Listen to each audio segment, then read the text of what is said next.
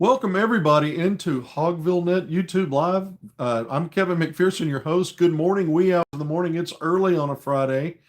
Big weekend ahead, I'm sure, for everybody, right? You got a lot of plans. You're ready for it to start. But you can't get through your weekend without talking basketball. We're going to do it more than just today. We got a lot to talk about. We got some updates today, and Arkansas's ever evolving, ever moving forward. It seems like things haven't changed a lot. It seems like they maybe haven't moved a lot, and you're just waiting on these visits to play out. But actually, we have new information. We have intel all the time. Today's more of an update, less of an intel segment on a couple of 2026 prospects. Both that we've talked plenty about. We're also going to have some updates on one of Arkansas's priority 2027 prospects. Just a recent elite camp and what an NBA scout said there. And then we're also going to look. There's three in-state players. Two of those that are the Hogs are involved. Obviously, one of those is J.J. Andrews, already committed to the Razorbacks. But we've got another prestigious upcoming camp, a McDonald's All-American Game Showcase platform that'll be in October, and we've got three players that have been invited to that. A lot of this stuff I've already tweeted out and put on my social media. Some of it I haven't gotten around to do that yet or talk about it here. So we're going to kind of hit some of those things. And then one thing I'm going to finish with today, I think it's important knowing that Arkansas is back on campus. School started on Monday, so they're getting through the first week of school. And we had touched base with the staff and was told, it's going to be mostly week one strength and conditioning work. Of course, players getting the performance center and working on their game, that's always something they should be doing. But the on-court, the NCAA allowed time during still limited practice for on-court instruction. That's expected to ramp back up the following week. So, they're getting back into the flow. They're kind of ramping things back up to get into practice time.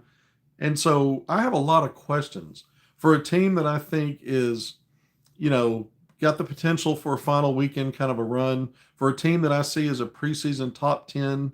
To me, it'll be surprising and maybe even, I won't call it malpractice, but someone's underestimating Arkansas if the Hogs are preseason outside the top 15. Now, someone will do that, or maybe more than someone, but I see it more closer to top 10.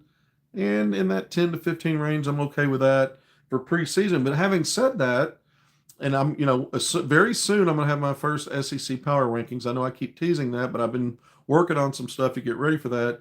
Arkansas is going to be in the top two or three. Nonetheless, I still have a lot of questions. It's not just about lack of depth or depth at certain positions or three-point shooting. Yeah, those are the ones we just, beat over the head that driving home that point.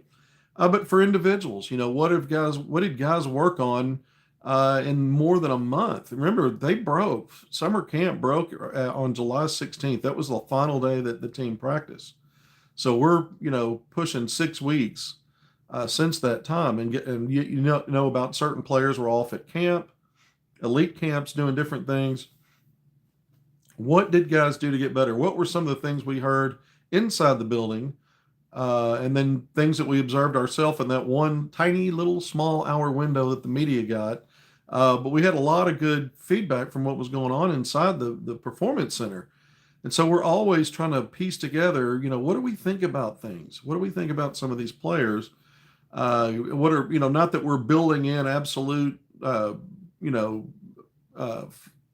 opinions necessarily, but you want to know, here are the strengths, here may be some of the weaknesses. What do they show when they get back? Because we're not going to know until we either get source information, which we will. Calipari's talked about letting the media come back in September, which is, we're about to turn the page to September. Who knows exactly when that'll be, but, we'll get another probably an hour. So that won't be a lot. It'll be something. But in the meantime, how is Arkansas's individual players answering maybe questions? How do they come back and start fall camp? Ready to go? Lethargic? Maybe worked on some stuff on their own to, so we're going to finish up the segment today and just go through a little bit of, I'll kind of jump around from player A to player B and so forth, and just kind of throw up maybe here's my question mark. So we're going to have, do that a little bit today and kind of prime ourselves and get ready then for, I know everybody's ready for football. We're a week away from the start of the football season for the Arkansas Razorbacks. We got to talk basketball. We got to start dreaming about this team.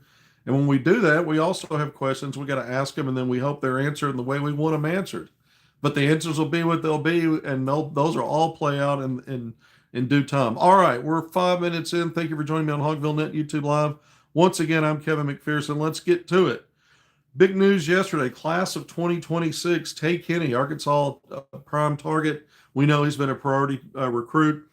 And I've gone through all the talking points with this staff, being familiar with him from their days at Kentucky, how those relationships were so entrenched that when they took over at Arkansas, and I've reported this multiple times, Tay Kenny was the first class of 2026 player, extended a scholarship offer with this staff as a Razorback coaching staff, ahead of J.J. Andrews and other players. That the staff is clearly prioritized, that are even ranked higher. This is a 5-star Tay Kenny, top 15 rated 5-star. I've got him 12th in my top 25. 6'2" guard out of the state of Kentucky. So we just said that. Also plays at overtime elite. We've made the point, that's a wheelhouse recruiting spot in the ATL for John Calipari. The success he's had. I mean, I think if you look at 3 consecutive classes, his last year at Kentucky, well, his last name's gone blank. I mean, is it Jordan Burks? I'm trying to think of the last name. But and then a player that almost followed him to Arkansas when he took the Arkansas job. He was a freshman in Calipari's final year, and he ended up at Georgetown. 6'9" kid. I kind of went blank there on his last name. And then followed by Carter Knox, who committed to Calipari at Kentucky, then followed him to Arkansas. And then, of course, Malik Thomas, who the 5-star, top 10 rated shooting guard, who we're going to find find out a lot about him in the coming months, as he'll be a true freshman, breaking into Division I high major basketball. So there's a track record of overtime elite players in Calipari. Again, the Kentucky connection. There's a lot going on for Arkansas. The Razorbacks prioritize Kenny throughout the spring and summer. It was Chuck Martin, the assistant coach for the Hogs, who was glued to that Adidas circuit. Calipari went out there in the first of 2 July live eval periods. That was mid-July, and was courtside to watch him play. Spectacular player. I got to see him in person a lot. This is, a priority target. He's got the official visit set for September 26th to the 28th. We know the football Hogs will host Notre Dame that Saturday. I always talk about the football part of it because you're scheduling most of your visitors for that class during the football season. And one of the things you like to do is show that crowd atmosphere, that fan atmosphere, take the player to the game, make that part of the visit. Arkansas's right now only got one of the 4 known publicly, we know the dates that are already set up for recruits. This is the only one that's doing a football weekend. How much does that play into it? I don't know, because we've talked about it. Arkansas, in our most recent kind of, where do things stand? You're expecting, okay, assuming the visit is consummated, it's the last visit on the schedule. He puts out a top 8 yesterday, but we're going to go through that. But we've been talking as a lead up to that it's kind of Louisville 1 and maybe Arkansas 1A. That's what we've heard. But because he played on the Adidas circuit, and because Adidas contracts its top players as soon as it can, or when it can, you typically see, not always, but you typically see those players kind of, gravitate toward an Adidas sponsored school, college. And so that's Louisville. That's 1. So the top 8, you understand why it's the in-state, home state school, and it's an Adidas school. So you understand why Louisville might be in the lead there. Pat Kelsey, after had a successful season at Louisville, we know Arkansas is going to host the Cardinals this year in a basketball game in the ACC-SEC Challenge in early December. And so we'll see more about what they're building over there. But the Tay Kenny situation very likely will be decided by then. I've always been told he's going to be an early, get a decision made and sign in the early signing period, which is November. So what kind of fast track then, when you look at 8 visits, all of his final 8 schools, and that's the list he put out. It's a final 8, not a top 8. That's how he phrased it. What's the difference? I don't know, but that's the way it was worded. But as expected, Louisville, Arkansas, Kentucky. Now he's already visited Louisville, Kentucky. So the other 6 teams in this Final 8 all have visits. He has visits scheduled with each one of them. After yesterday, when it not only did his Final 8 come out, but a couple of visits were announced. But in addition to Arkansas, Kentucky, and Louisville, you've got Kansas, Adidas School. He's visiting there this weekend. That was announced yesterday. So Kansas has not been one we've talked about a lot, but you got to keep an eye on that. Again, Adidas School, it's a blue blood. It's Bill Self. They've got, great success in recruiting at every position group and success stories from the guys they recruited who excelled in that program. Visit this weekend. The first visit since visiting Kentucky and Louisville a while back. Purdue's another school he visited. They're not on the list. Keep going through the list. We've got 4 teams in: Hogs, Wildcats, Cardinals, Jayhawks. The next 4, Indiana, Adidas School. Texas, who I'm told has really worked this recruitment hard. Texas might be a dark horse or a sleeper in there. Oregon's another school that's been on him for a while. Obviously, a Nike school out on the left coast. And then Miami. Miami's on the list. And the Hurricane are getting a visit. It was announced yesterday, September 19th to the 21st. So Arkansas has always had the last scheduled visits. Now we know of 2 more that have been scheduled. We already knew the other teams and dates for Oregon, Texas, and Indiana, but 2 more scheduled: Kansas this weekend, Miami September 19th to the 21st, and that's exactly 1 week before he's to arrive at Arkansas. So Arkansas gets the last visit. A lot of people think that's a good thing. It's a harbinger of something good, right? And I've seen it play a lot, especially with multiple visits. If you have the last visit, sometimes the player never makes it. That they figure out what they want to do, and they never make it. I've had one source that's been telling me for weeks that the scuttlebutt in some circles is that he's already made a decision, or will have made a decision by the end of this month. Well, we're at the end of this month, effectively. It's the 22nd, so within a week or so, maybe he's making a final decision, yet still taking visits this September, with Arkansas getting the final one. So if he's making a final decision before he even arrives on your campus, it feels like a place he's already been would be, in the mix there, where he's already been to visit. And we've talked about, again, Adidas trying to get him under contract. It's one of the players, like they do every year. Darren Peterson was one of those guys. And of course went on to Kansas in the last recruiting cycle. But Arkansas, if you hear Arkansas's, right behind Louisville, the odds may be stacked against you still, but you're right there. You're not far off. You've got that great relationship. Calipari has the best track record relative to the field of anybody developing players for the next level, and not just developing them, getting them into prime draft positions, and then whatever their experiences are under his tutelage. Most of his players that thrive, and most of them do in the NBA and get those second and third rich contracts, they reflect back on one of the biggest parts of their journey that helped them get there was what they did under Calipari for 1 year, or however long they're with him. A lot of times it's the one and done thing. So he's got all that to sell. And then if you get him on campus and he hasn't really made his mind up yet, then you got a shot there. If he makes up his mind at the end of the month, if that's a thing, and it's Arkansas, and we find that out later after he takes his visits, that's interesting because he hasn't even been on campus yet. But again, if you have such a great familiarity, relationships with the staff, and again, the NBA part of it, maybe the destination of the visit's just icing on the cake. There's more than one way that could play. But again, that's something that's been talked about for a while. We haven't really talked about that. That part of it, I revisited that with the source that had told me that, and said it wasn't just his opinion, but that's just something that's been floating around behind the scenes. Most of my sources have not focused on that. It's been more about the Adidas part of it. But if his Adidas deal gets done by the end of the month, that might be the marker and the timeline that you're paying attention to, because that then maybe sews it up, and now he's just going to take visits. But that's eight finalists and 8 visits. Again, a lot of times when you see that many finalists, he just narrowed down a couple of weeks ago to a top 12. Now it's down to final 8. It's a smaller group than that in reality, but then what is that reality? And if he takes them all, wow, I guess he's getting those frequent flyer miles. All right, let's move on. We teased this yesterday.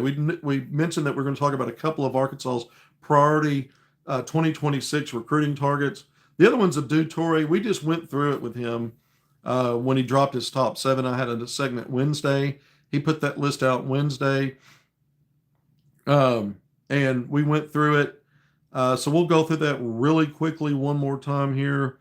It's Arkansas, UConn, Providence, Oregon, Maryland, Louisville, and Florida State. And we've said all along with Abdul Touray, who visited Arkansas last October, the 6'5", 6'6" wing at a Notre Dame high school in West Haven, Connecticut. Top 25 rated when you look at the composite rankings, number 23, a 5-star. We've said all along that, that Arkansas is right there. If Arkansas is not the leader, it's like a co-thing with UConn, but there's conflicting stuff with UConn. It's been some sources I say that UConn's in it and continues to make him a priority. I know the Arkansas coaching staff, I know for a fact that that's what they believe. They believe that.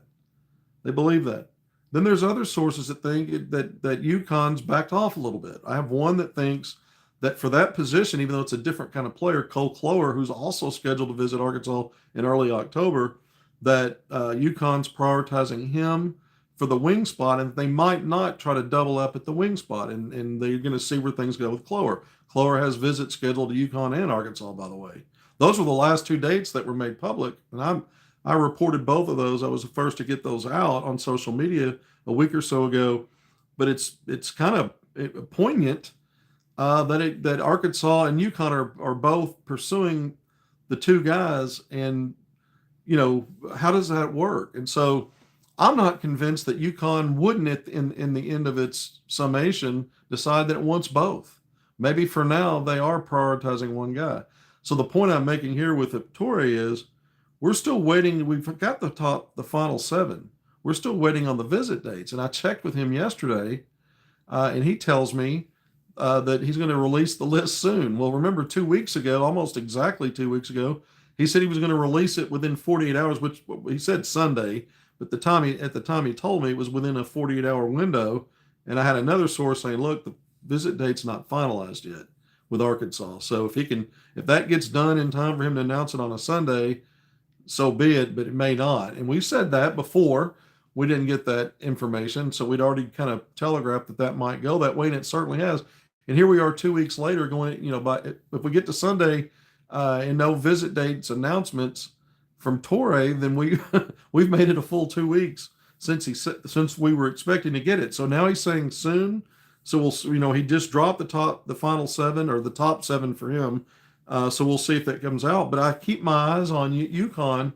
My confidence level, I just republished my confidence level scale of 1 to 10 article where I did a deep dive on all the players that Arkansas has been recruiting and prioritizing for 2026. It's a long list. And outside of J.J. Andrews, I've got him at the top of the list in terms of confidence level. I've jumped his up. It was over a 5 to begin with. I've jumped it up to as high as I've been with anybody outside of Andrews, who I have as a 9.999 out of 10 that he'll end up at Arkansas. We know he's already committed, and until he signs, I won't be absolute with anything. But next up is Abdul Touray, who I have as an 8.5 on a scale of 1 to 10. That's as much confidence as I've had. And the confidence level is about Calipari's ability to close and finish and win the recruitment. Not about who's in the lead or who's not in the lead, just about that. And so 8.5 on a scale of 1 to 10, again, is as aggressive as I've been outside of Andrews, who's already committed. So if you want to call Arkansas the leader, I've had a source. This has been in my published article, I'd update the same confidence scale article. The previous update was August 2nd, and I had in there that I have a source that has Arkansas in the lead for Touray. We've talked about it once or twice on here before. Again, others have thought, how difficult it's going to be to pry him away from the home state school, UConn, if in fact UConn is in it to win it through the whole recruitment. So we go back to that. Providence is a team I mentioned 2 days ago on this list that's right, that has made a lot of ground. Ed Cooley's former program under new leadership, they've really pursued him. It's an East Coast school, closer to home, probably in the top 3 there. Then it comes down to, again, where is UConn really positioned? Is Providence making ground in the second team now on the list? Is it UConn and it's 1 and 1A type of thing again with Arkansas? That's what we still aren't 100% sure about. So if you're hearing from anybody that UConn's out of it, that's only part of what I'm getting from some, and others are convinced that's not the case. We'll see what actually plays out. I think at the end of the day, Calipari has proven that he can beat Dan Hurley for players that both schools go after. Last year it was Darius Acup Jr. and Malik Thomas. Two of the 3 primary backcourt targets on the roster this year for Arkansas, right? Your lead guard and your 2 guard, with DJ Wagner kind of being a combo in there.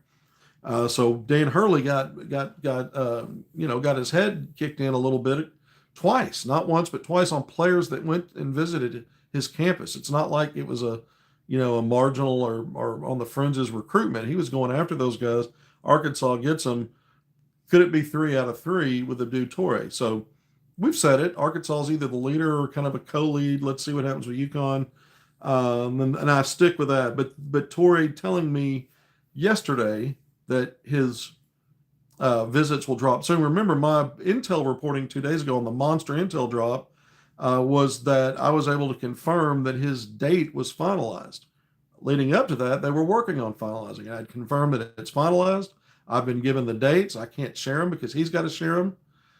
So we want to learn all the dates, and I think they're coming in one drop. And just like Kinney, who I just mentioned, is expected to be an early signee. That's always been the case with Touray. We mentioned that a long time ago. I think I brought up in mid-May when we were talking about the priority targets on the heels of that first live eval session for college coaches in the spring. We went through each player, and he was one of the ones. Most of them are going to be early. There are some of the higher level guys that may drag it out through the spring. Guys like Jordan Smith Jr., who we continue to hear, will probably wait. But guys like Kinney and Toure, I've been told for a while, would be early decisions. And again, we've had source information again on Kinney if maybe he makes a decision and it's final for him under the radar while he's still taking visits. All right, let's move on. That's the update for both of those guys. Thank you for joining me on HogvilleNET YouTube Live. Let's jump right into class of 2027, Tyron Jamison, priority Arkansas target. We've talked about him a lot. Actually, got the Arkansas offer back in July when Calipari and Chin Coleman have been courtside to watch him compete at the 16E level of Nike of the Nike circuit. We put him on the record. He was talking about how excited he was to have a chance to play for the greatest coach in the world. That was what his response to getting that offer from Calipari. He told me he'd been in conversations with both he and Chin Coleman once he got that offer, and we've just kept up with him. He's the one that took an unofficial visit to Arkansas and was on campus for the Razorback season opener last year in basketball against Lipscomb. At the time, we took video and photos of him, put all that out, splashed that out on social media. You know how I do it. So again, this is one that he's in Shreveport, Louisiana. So, in the neighborhood, not far away from campus, right? I mean, relatively speaking, Calipari, recruits all over the country from coast to coast and internationally as well. So it's a player that's a regional type player, but a top 15 rated 5-star, 6'2" point guard, big time player. So we've kept up with him. We've talked everything I just said, we've already talked about, but I wanted to remind everybody who Tyron Jamison is. He just was invited to the prestigious Dame Lillard Formula Zero camp. That was took part, I think, a week ago, maybe 10 days ago, something like that. It's the same camp that a year ago at the same time as a incoming junior to high school that current Razorback commitment J.J. Andrews took part in. So it's a who's who of top level guys, some from the college players, a lot of them high school players, and Tyron Jamison took part of that. So one of my NBA scout sources was there and had a little feedback. But I asked Tyrone about his experience, and he just said it was great. He said I held my own against the older guys because I was the youngest player there by age. So he was a young guy. He did well. And my NBA scout said this. This will be quick, little nugget of intel for you. Basically said he was impressed. He said he is the typical Calipari guard. He looks like the typical kind of guy that Calipari not only has success with, whether they're one and dones or however long he has them, but that he helps get to the next level. So even though the scout's not ready to say, oh, this is a surefire first round or second round pick in the 2028 draft. Remember, Jamison's just going into his junior year of high school. And he's not one of those generational kind of talents where it's obvious.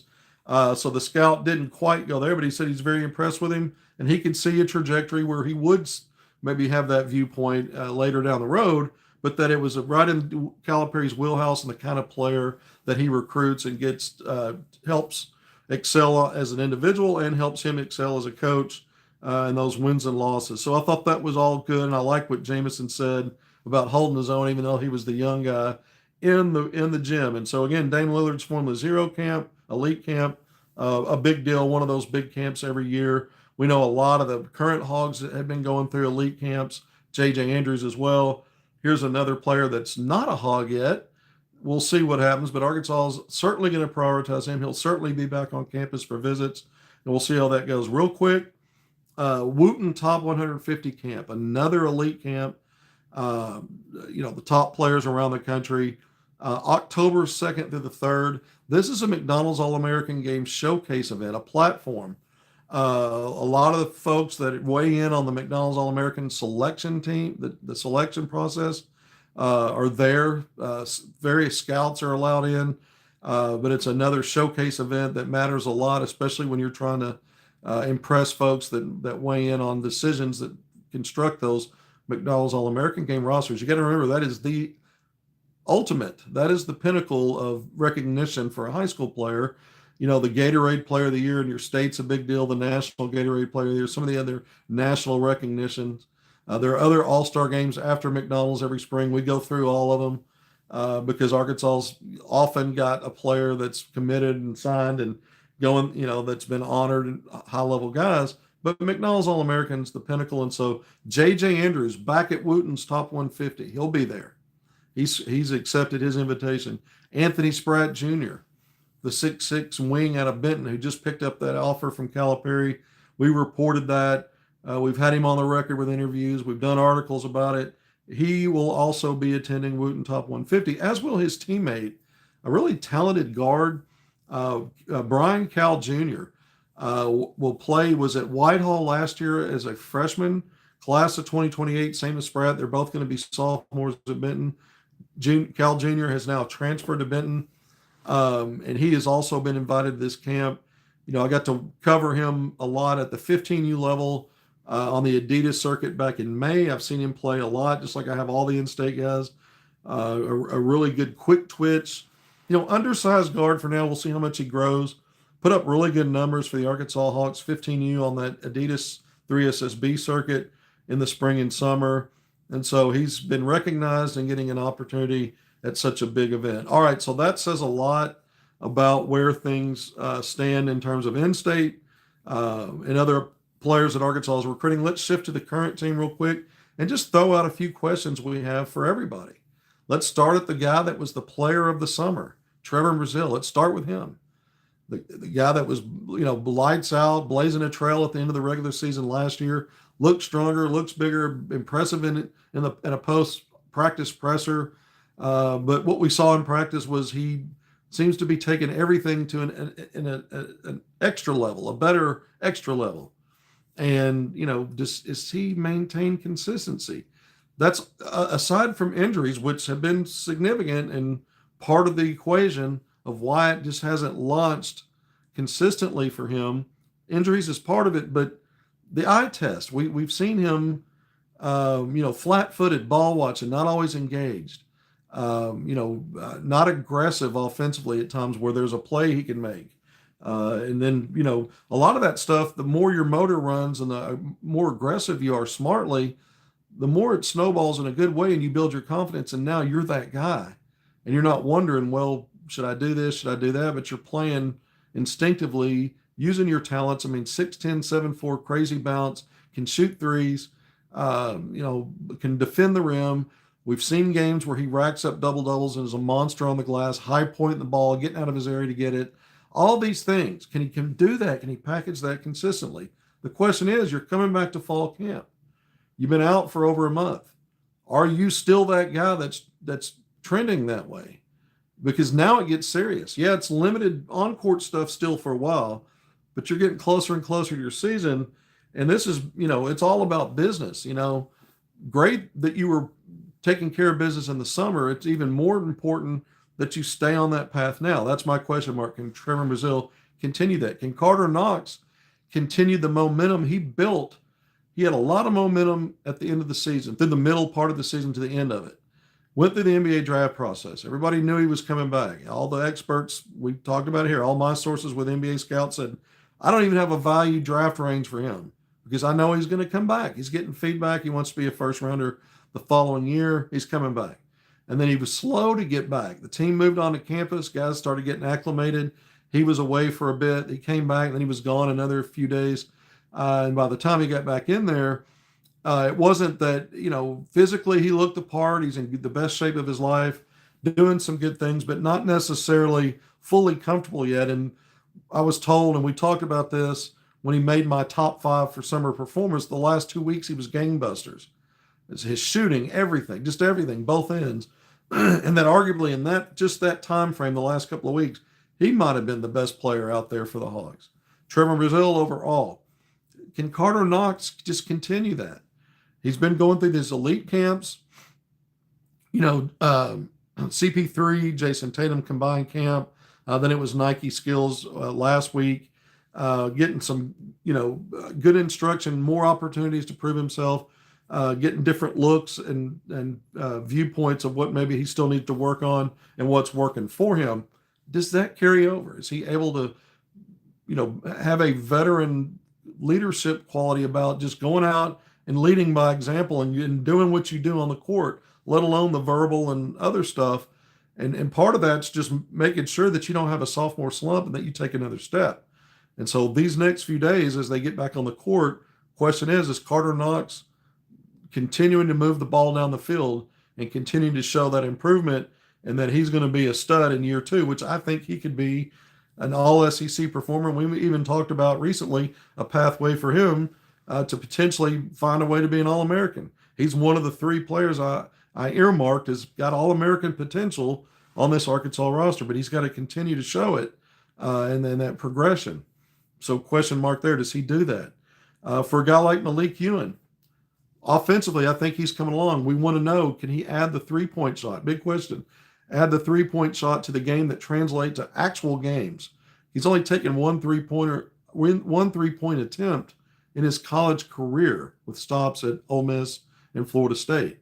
Can he continue to show in practice like he did when we were in there, and the reports we were getting throughout the summer that he was picking and popping and knocking down threes? He looked comfortable. Is that going to be part of what he actually brings to the court? And the second part of the question for him is, can he continue to improve defensively? The bit I saw in the Performance Center, of the 3 bigs that you're rotating in there with Brazile and Nick Pringle, he was the one that I thought defensively was lacking compared to the other 2. And so the question is, has he thought about that? Has he been watching game tape? Has he been I know he's been to the gym. I've seen, there was a movie about it the other day that made it out there, a long extended video showing him doing gym work and weight training and all kinds of stuff. But is he taking to heart the defensive assignment? What has he done? What is he working on while he was out? And then, what does he bring back? And what progress does he make there? So a couple of things with him. Speaking of Nick Pringle, defensively, here's a guy that we've said this before. And we'll say it again. I've always said that I had a little more confidence that Pringle and Ewing could be on the court together than maybe others did when Brazile, because he's your only 4 really, and he's a 4-5. He'll help the 5 too. You'll do some small ball with Carter Knox at the 4. We've talked about that. But you could also have Pringle and Ewan out on the court together, and I always said that Ewan offensively was versatile enough to help to be the four there. But could he defend a four? Well, no, but Nick Pringle can. So that's one of the questions we have about Ewan. What has he done to improve there to be able to be more defensively flexible, position wise? Can he improve enough where he can defend fours and fives? Pringle, that's not a question mark. He can. He's really good at even switching on guards in the two-man action out high. Pringle is, and holding his own for as long as that takes. So I don't have any question marks about that. But the question marks I do have for Pringle are, can he, can he be comfortable in an Arkansas screen game offensively? And then Calipari has challenged him to improve and to take shots that aren't just put back dunks, layups, and dunks off of lobs or transition.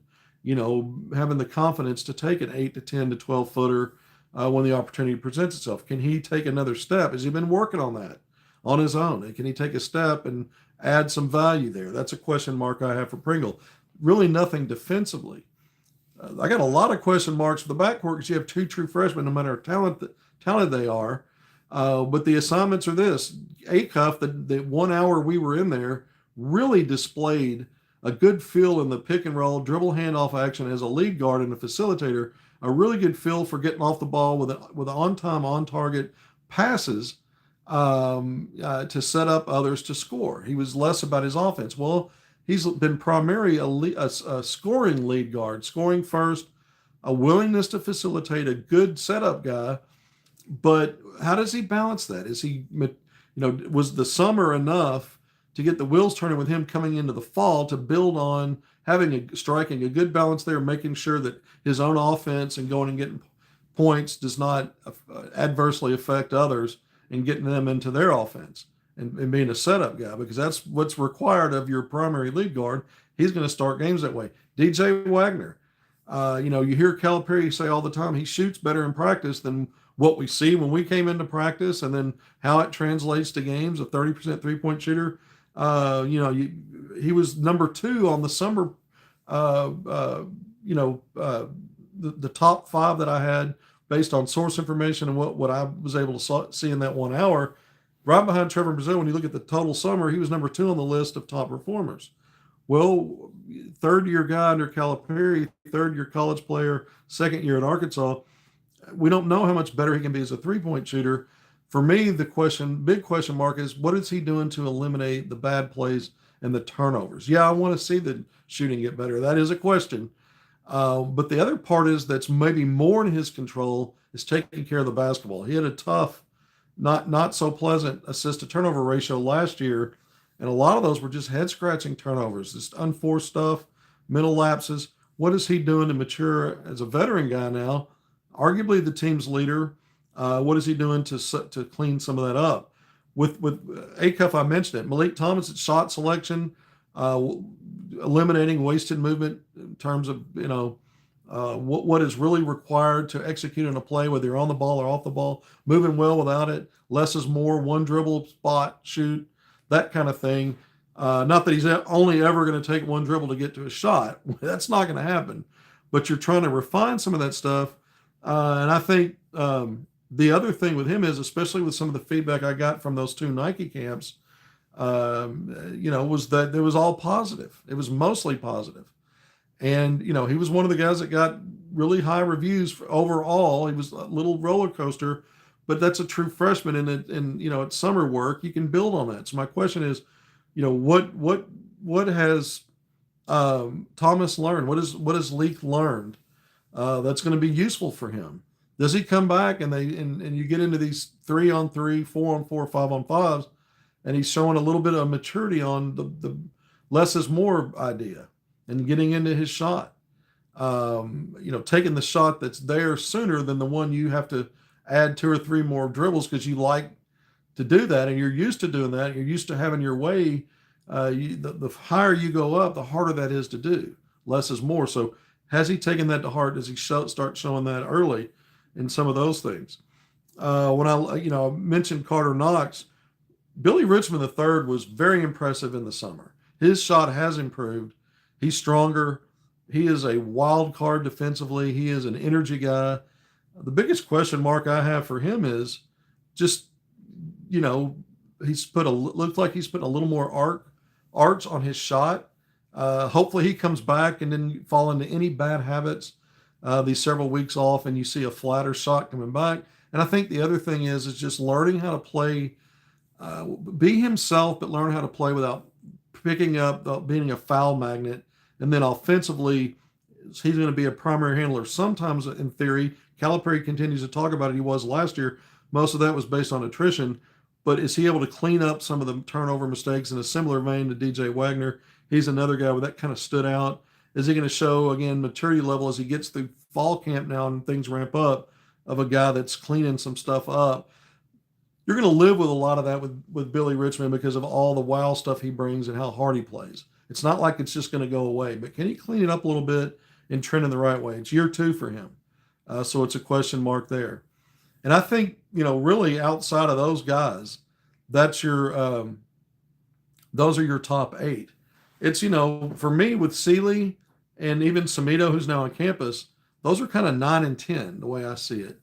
And Samito's just getting started. He wasn't there for the summer. Seeley did some good things and was there, obviously, for June and July. But what can these guys show? The question mark is, what can they do to prove they belong in some kind of rotation, even if it's not a huge value minutes-wise, but it's a value role-wise, and it's a game-to-game playable situation. What can they do to nudge themselves into that conversation? Can they? That's the question. All right, 41. I went even longer today. Spent a lot of time on a lot of stuff. I'll call this my groggy segment. I'm a little bit groggy today, so I'm even more so than usual this early in the morning. But thank you, everyone who's here, the Hardy Souls who joined us early for HogvilleNET YouTube Live. Once again, I was Kevin McPherson. I hope to still be when I get off of here. If something big shakes or breaks today, yeah, we'll come back on. I don't expect that, but who knows? You never know. Got a lot of visits coming up.